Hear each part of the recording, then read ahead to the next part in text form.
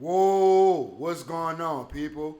This your boy Sports Talk Q, and today I'm here to give y'all my take on the one thing that has social media and just the world on fire right now. Deion Sanders accepting the head coaching job at the University of Colorado, and for people like me, more importantly, him moving on or leaving Jackson State University. So, before I get into how I feel personally about this whole situation, I just want to lay out the facts. So, first and foremost, Deion Sanders, by taking this job at the University of Colorado, he's going from making $300,000 a year at Jackson State to making over $5 million per year at the University of Colorado. Now, while we all know that he didn't take this job for money and that Deion Sanders is not hurting for money, making a jump like that from 300K a year to 5 million a year, that is pretty significant. So let's not ignore that at all. Secondly, let's talk about career advancement. Let's not act like advancing his career wasn't one of the primary focuses of him taking the Jackson State job in the first place. Everybody in the mama knows that when you accept the job, at some point, ultimately, you want to advance and you want to get to a higher level. So even before Deion Sanders took this job at Jackson State, he wanted to be a head coach on a college level or potentially even an NFL level. He wanted to be a coach way before Jackson State even came into the picture. So Jackson State, for lack of a better term, was sort of a stepping stone. And a lot of people realize that, but other people seem to feel like Jackson State was going to be his final stop. And I got a news flash for y'all. That totally was not the case. So Deion Sanders was always going to go somewhere else at some point. Now, before I get into how I feel personally with all the negatives and positives, in my personal opinion, I want to leave y'all with one last fact. So, during his tenure at Jackson State University over 3 seasons as the head coach, Deion Sanders has generated over $185 million in advertising and exposure for Jackson State University, according to USA Today. I think it's safe to say that that's well more than anybody else in the conference or at any other school in particular in the SWAC or any other HBCU has generated for the athletic department for any school in the SWAC or for any HBCU for that matter. So before you criticize that man, take that into account as well. Now, let's see why this is a good move for Deion Sanders. First and foremost, it gives him and everybody else opportunity to see if he could coach at the highest level of college football in one of the elite Power Five conferences. Over the past 3 seasons, he's dominated in the SWAC. I want to say over the 3 seasons he's been at Jackson State, he has not lost one single conference game. So, at what point do you say enough is enough? Over the past 3 years, all these other schools have proven that they can't beat him, and he's dominated at this level. So, from his mindset and from a lot of the fans' mindset and people in general, what else is there left to prove? You've won 3 SWAC championships in 3 seasons, so what else is there for me to do? Like, what else is there for me to accomplish here in this conference? It's time for me to graduate. It's time for me to move on at this point. So, in his introductory press conference at the University of Colorado, and when he addressed his players about leaving Jackson State, he said one thing that stuck out to me, and that was, in life, you either elevate or you get terminated. So, at this point, he's elevated himself high enough to where I'm going to win every conference game that I play against based on what I've done the past 3 seasons. So what else is there for me to accomplish? Like at this point, is done with for me. So I don't know why y'all want me to stay here. So from that perspective, I feel dude. The next point I want to make is he set out what he wanted to do. So when he was hired, he wanted to bring exposure and a lot of limelight to the Southwestern Athletic Conference and HBCU football in general. And I want to say that he's well more than exceeded expectations of what he could have imagined because in his 3 seasons, he's gotten the national spotlight. He's gotten Good Morning America to come and do an interview at Jackson State and to cover this school. He's gotten College Game Day, a college football show that's been on the air for the better part of 30 years and who's only visited a HBCU, to my knowledge, only one time previously beforehand to come there and give a lot of these HBCUs, prominence and spotlight and the spotlight. So from that perspective, he's done his job and he set a lot of eyeballs on HBCU athletics and he's done his part. So what else do you want the man to do? And last but not least, he's turned Jackson State, for the time being at least, into one of the more prominent, college football destinations for a lot of elite level recruits and athletes. So beforehand, a lot of people they didn't have Jackson State or Southern or Grambling on their radar. So after Deion Sanders went to Jackson State and he successfully got Travis Hunter to go up there and whatnot, and he got a lot of other people to even at least consider going to Jackson State.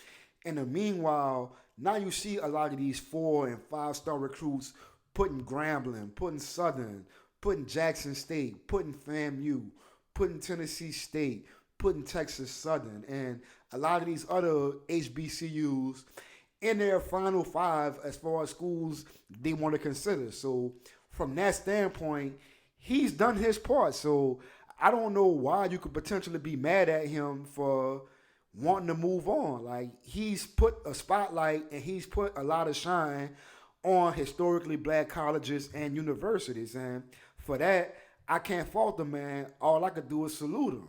So I don't know what the issue is from that standpoint. Now that we've discussed why this has been a good move for Deion Sanders, let's talk about why this story has been in national headlines and the rave of social media and just the talk in general over the past 48 to 72 hours. So he's gotten a lot of backlash from the black community within the past 72 hours for leaving Jackson State. Not because he left for a better job, but more because a lot of people have felt like he sold them a dream when he went to Jackson State, as far as telling them how he was going to build them up and make them a powerhouse program and make them nationally relevant for a long time to come. So him leaving this soon leaves a sour taste in a lot of people's mouths, and that leaves a lot of backlash in people's mouths, and they also feel like he's selling out, on a certain level to go to the man, if you will. So that's one of the reasons why people are really upset about him accepting his job at the University of Colorado. Another reason a lot of people are upset about Deion Sanders leaving Jackson State is because he won't get to finish what he started in Jackson, Mississippi. So when he got there, he made a lot of big promises about how he was going to make Jackson State be able to compete with a lot of Power 5 schools, and he was going to make it an attractive destination. And, in his 2+ years there so far, he has done that, but a lot of people feel like the work wasn't quite finished yet. And, as in all things with life on the college level, nothing ever is a finished product, but at the same time, a lot of people felt like things were just getting started. So why would you abandon ship when things are just starting to get turned into our favor or getting turned into the right direction and into our favor? So a lot of people felt like he really jumped at the first opportunity to jump ship and to abandon a lot of HBCUs, and more specifically Jackson State in particular. So, during his time there, he's done a phenomenal job at changing the narrative at Jackson State and HBCUs in general. And it's like, now you've done all this work and you just gonna leave things unfinished. So a lot of people are really upset about that because they feel like, for lack of a better term, he used Jackson State as a stepping stone. And I'm gonna get into that a little bit later, but for now, I'm gonna just leave it at that. That you know he used them as a stepping stone to better or greener pastures, where he preached that he wanted to make Jackson State and other HBCUs the epitome of not the final stop, but to make it more prominent and more prestigious than what it already was. So that's another reason why a lot of people feel like they're upset about him leaving.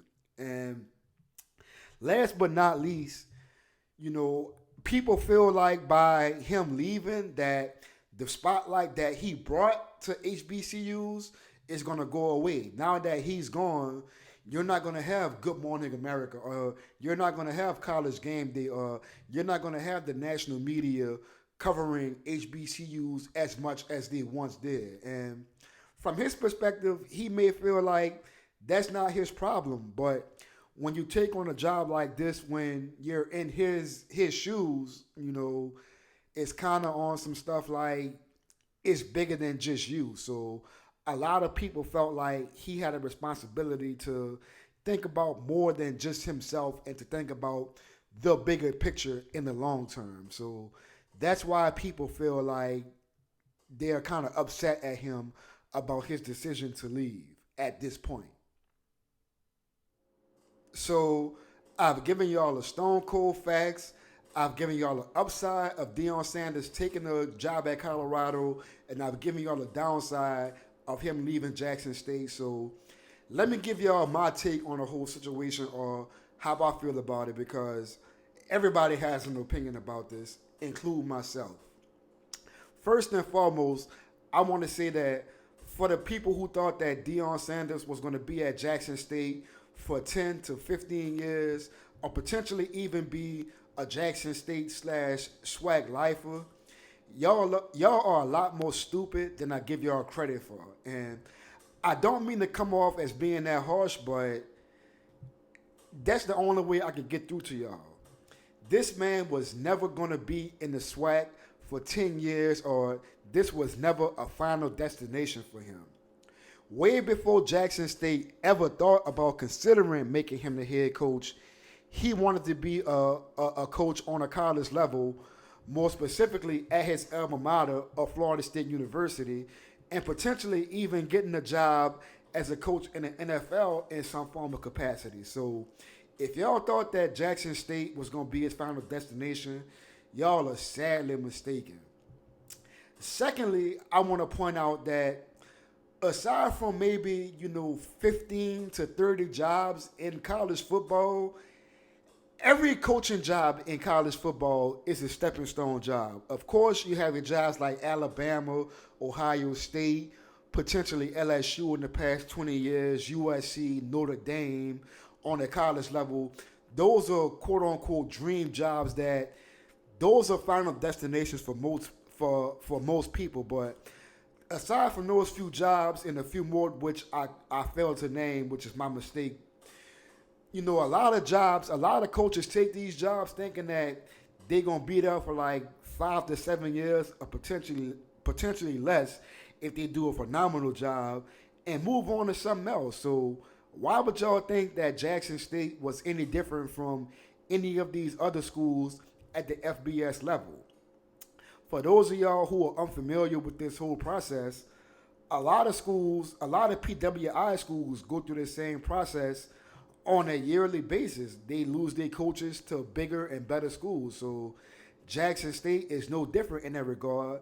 They just had a big name head coach in Deion Sanders who had a very high profile and whatnot. So it's no different. And I know people are saying that he used Jackson State, he had to get a honorary degree from Talladega College to even be able to coach at Jackson State. Well, again, that's no different from what a lot of other coaches do to get where they need to go. So, in that regard, Jackson State was no more than a stepping stone for Deion Sanders to get to. I don't want to say better because I'm an HBCU alum myself, and I hold all HBCUs in high regard. But I would say to get to a bigger platform to raise his profile to reach his ultimate goal. Now, I will say the one issue or the one problem I did have with Deion Sanders leaving is that I feel like the job wasn't done. And as I said earlier in this video, the job is never done, but I would have liked to have seen Deion stay for at least 5 years at Jackson State to build that program up, and not just Jackson State, but HBCUs in general to a point to where it could be sustainable once he's gone. So by him staying just 2 full seasons in the little bullshit COVID season, once he's gone, a lot of people are thinking that it's gonna go back to the norm. Like it's gonna go back to people not paying attention to us and whatnot. So that's what has people upset. And on the surface, I would say that that's not his responsibility. But when you dig deeper, it kind of is. A lot of people are counting on HBCU football to be relevant the same way it was in the 50s, in the 60s, and the 70s, where they were producing Hall of Fame talents like, Mel Blount from Southern and Aeneas Williams from Southern, and a lot of these other players that went to FAMU and Grambling and whatnot. So I feel like a lot of people place that responsibility on Deion Sanders, which on the surface is not for him, but when you accept a job like that, all of that comes with it. So I would say that I would have hoped that he would have stayed there longer, but at the end of the day, I feel like he did what he needed to do, and he used Jackson State for what he wanted, and Jackson State got what they wanted out of him. So at the end of the day, it's kind of an even exchange, and it's kind of a fair exchange. So with that being said, man, I wish Deion Sanders, I wish Coach Prime all the success at his next endeavor, at his next stop. And I hope that the attention that he's brought to HBCUs continues to flourish, and that whoever succeeds him can build upon that and keep that legacy going, and to help all HBCUs prosper and flounder in the future. So with that being said, man, I'm out. Until next time, man. Peace.